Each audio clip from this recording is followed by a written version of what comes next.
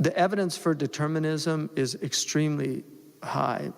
Many mathematicians who are not believers are deterministic, like they really believe that the world is completely determined, and that when you look at all the variables, whatever happens could not have, and nothing else could have happened when you take in all the variables.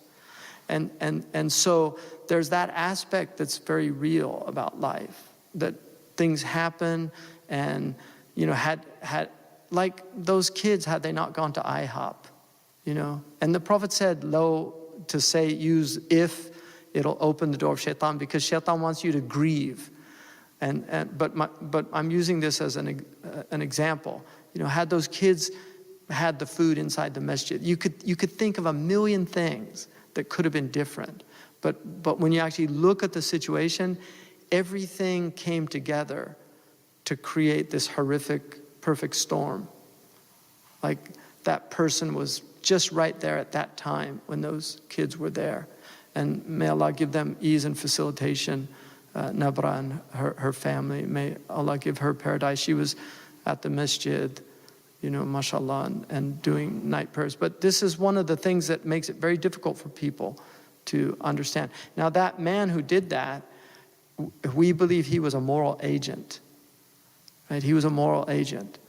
And so he's responsible for his actions, and that he killed her, and that he did it. So, but God allows, the free will bargain is that God allows these things to happen. Now, one of the things about God is he can bring good out of evil.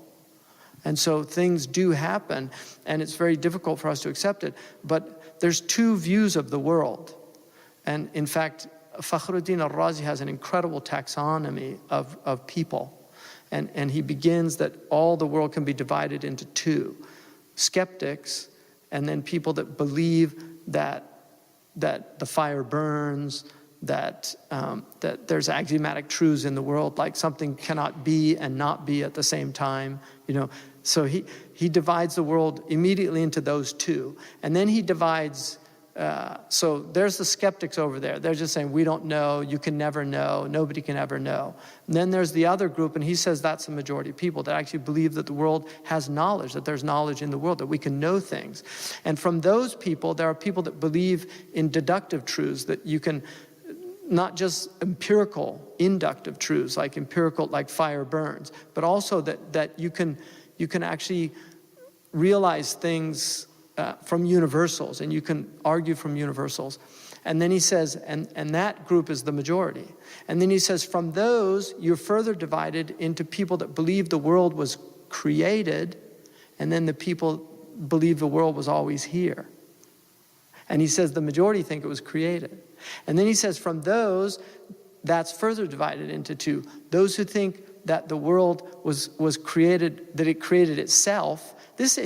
Remember, this is like, we're looking at, he died in 1206, I think. So we're looking at a 13th century scholar that nothing's changed.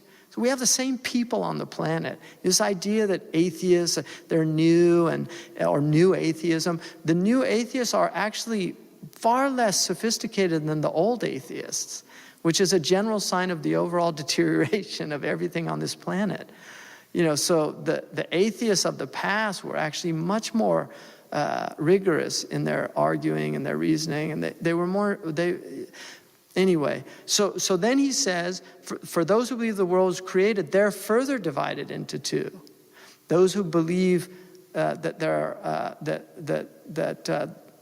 are only sages, and there's no messengers, and he calls those like the Eastern religions, like Buddhism and Hinduism. And then he says, and then the Abrahamic religions that believe there's messengers.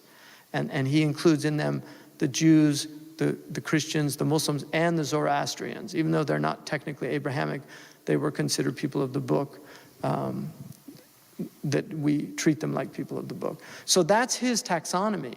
And so we believe that we will be judged according to our actions. لَهَا مَا كَسَبَتْ وَعَلَيْهَا مَا اكْتَسَبَتْ.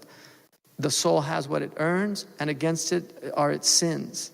And we believe, inshallah, Allah will show us mercy because we want mercy. But we do believe that we accrue our actions and that we earn them. It's called kasb, according to the majority of theologians. Some of the theologians, they're more heterodoxic views, actually believed that God, they look at God as more deistic, that God kind of, the Mu'tazilite believed that he created us and gave us power that enabled us to do our own, so we actually created our own actions.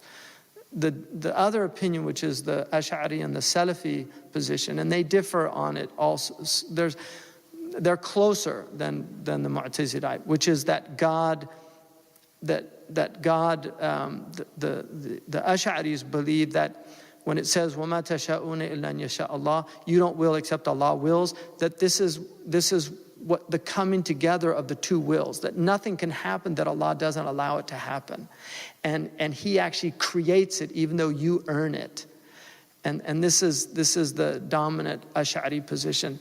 The position of the Athari school, which Ibn Taymiyyah and others followed, is that you're doing the action, but Allah is the one that has enabled you. But it's actually your action. So the result is the same, and that's why these are really, the differences to me they're problematic, because the view of the two is the same, that you earn your actions. It's whether or not it's a direct, immediate creation. It's a new creation, and that's where the Ash'aris differ from the Athari.